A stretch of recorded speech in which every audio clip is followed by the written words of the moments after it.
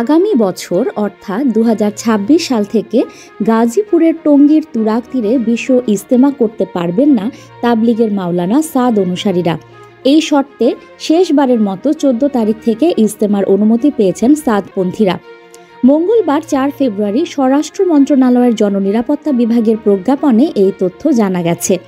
উপসচিব আবু সাইদ স্বাক্ষরিত প্রজ্ঞাপনে বলা হয়েছে, টঙ্গী ময়দানে আগামী বছর থেকে ইজতেমা এবং তাবলিগের কার্যক্রম না করার শর্তে এবছর দ্বিতীয় পর্বে ১৪ থেকে ১৬ ফেব্রুয়ারি সাদপন্থীরা বিশ্ব ইজতেমা করতে পারবেন। এছাড়াও প্রজ্ঞাপনে ইজতেমা ২০২৫ সুষ্ঠুভাবে বাস্তবায়নে ৩টি সিদ্ধান্তের কথা উল্লেখ করেছে স্বরাষ্ট্র মন্ত্রণালয়। সিদ্ধান্তগুলো হলো, তাবলিগ জামাত বাংলাদেশের শুরাই নিজামের অনুসারীরা মাওলানা মোহাম্মদ জুবায়ের ৩১ জানুয়ারি থেকে শুরু হওয়া ইজতেমা ৫ ফেব্রুয়ারি সম্পন্ন করে ৬ ফেব্রুয়ারি বৃহস্পতিবার বাদ মাগরিব ইজতেমা ময়দান প্রশাসনের কাছে হস্তান্তর করবেন।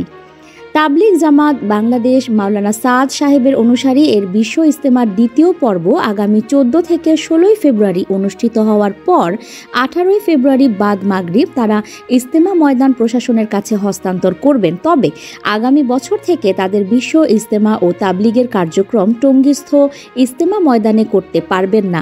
এই শর্তে ১৪ থেকে ১৬ ফেব্রুয়ারি ২০২৫ তারিখে ইজতেমা করতে পারবেন।